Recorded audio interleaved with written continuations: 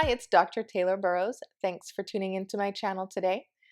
I want to talk to the ladies. Sorry, guys, if you're here, you may want to tune out because this is just going to be a quick little girl chat about something that's been on my mind and something that's really relevant these days in particular. I have a women's coaching group. I have a men's coaching group too. But in this women's coaching group, it's been really powerful and special to connect with the right women in this intimate setting. There's only 11 of us currently, and 12 including me. And then I have room for a few more if you do want in. Click the link below and let me know. But what I'm trying to say is that it's not about quantity. It's not about having the most women I can possibly work with in this group. It's about vetting the right women who have the right mindset and demonstrate the right behaviors, which is accountability and tolerance, among others, in order to commit to self-awareness and self-growth, to really try to confront the things that you don't like about yourself, celebrate the things that you do and that are good and healthy and constructive, and really learn to connect to yourselves and to other people, in this case, other women, in a healthier way and safer way. And really, what comes out a lot in our conversations is how different the relationships are in the group, like between me and them, but also between each of them directly. So they do feel like they've become friends of some sort. Like they're not just, a support system or co-members in a group. You develop attachments and a friendship, a bond that's intimate with these people. And the thing is, it's different than real life friends, which often are not high quality friendships. Often they are fair weather, they're judgmental in a persecutory sense. I've made the video about why being judgmental is good, but this is the different kind that is bad, the one that's more persecutory. And these women are also quite untrusting, or distrusting is really what I mean. Like they almost seem like they're two-faced, like you can't confide in them and know that they're not going to hold the information against you when convenient, or that they're not going to divulge information inappropriately to other people or try to harm you in any way or interfere with your business. It's really important to vet your friends well, ladies and gentlemen, if you're still watching. But honestly, you don't need a lot of friends. You can have like a different level of connection with someone, but actual friends that you can confide in need to be extremely specialized. You need to develop a heightened instinct for when someone deserves to be considered a friend. And obviously, it's going to be through trial and error and experiences and interactions how you learn this about them.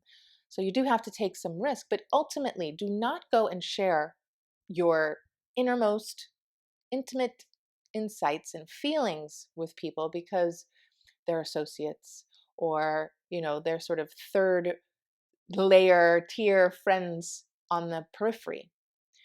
And this was an exercise that I asked my group to do.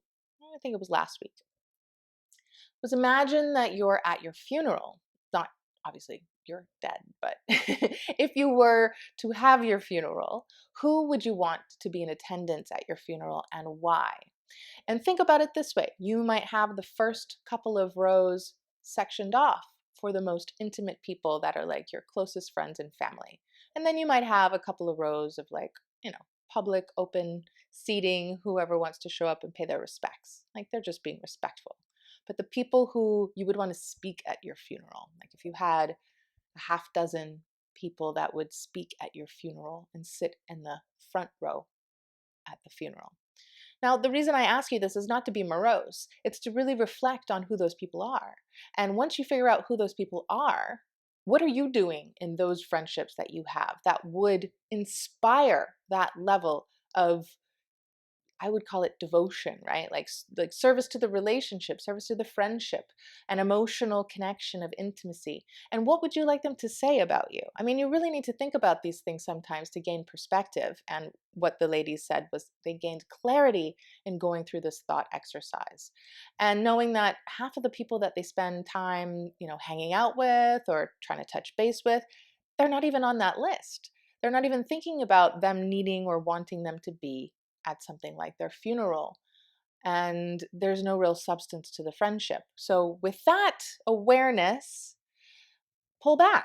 You don't have to make some big announcement, but just stop investing further in those relationships and take an objective look at why you're not wanting to or not safe to really invest in them anymore or share your thoughts and feelings, because either they're just a bad listener or they're not the type of people that would give you any kind of good advice anyway.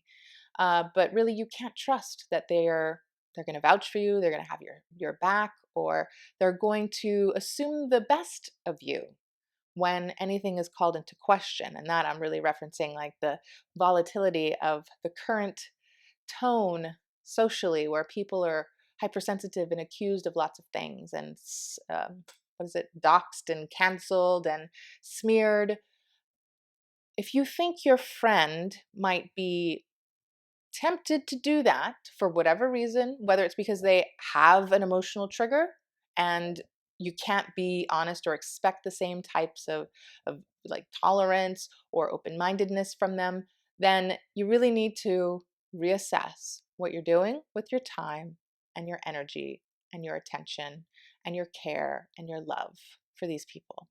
You would be far better suited seeking out someone like myself, whether it's in like a group coaching medium, like what I do with my women, or one to one, seeking a personable coach like myself who is trained and effective at helping to sharpen and refine you to improve your weaknesses and make the changes necessary, but also be the soft and tender, compassionate person that you can talk to and trust, because sometimes we just need that validation and that compassion from someone who we respect and who we trust. It's really important. Half the time, I don't think people realize that they're talking too much, they're sharing too much intimate details about their thinking about things with the wrong people, and we don't really need to be talking about it with so many people.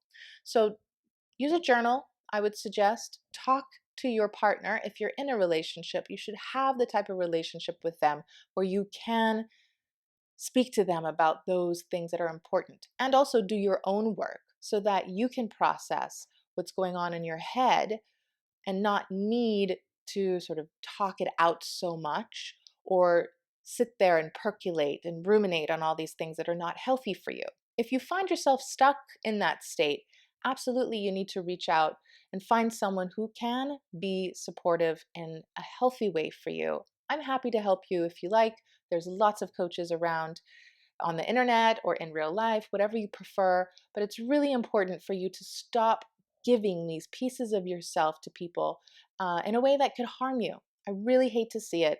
And I want to encourage you to take the initiative, be accountable, seek the right people, and create those boundaries and honor them, reinforce them, and learn how to take care of yourself, but do with less clutter in your life, less relationships. Every time you say, yes, this is a new person I can be friends with, remember that that's going to take your time and attention and investment opportunity away from something else. So vet your friends carefully. Know that you have limited resources internally, time, energy, emotional bandwidth, right?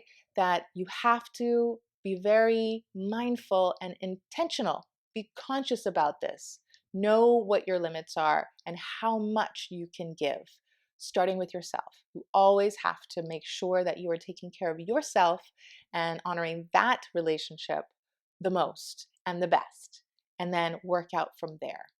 So I hope this was helpful. I hope this was something that struck a chord with you because I know it's difficult to clarify and articulate when we have that sort of pull to need that connection. But you can have it, you just don't need it with a lot of people, and you need to get it from the right people, not the wrong people. So I challenge you and I encourage you to only share yourself with the right people, and that goes for so many things. So from me to you, I hope that you will take this on board, and I'm here for you if you need my help. Just message me, reach out, join my Telegram channel, but you can always start with a comment below and like this video. Let me know that this was something that you enjoyed, and I'll make more maybe girl talk videos for us to enjoy. Ciao!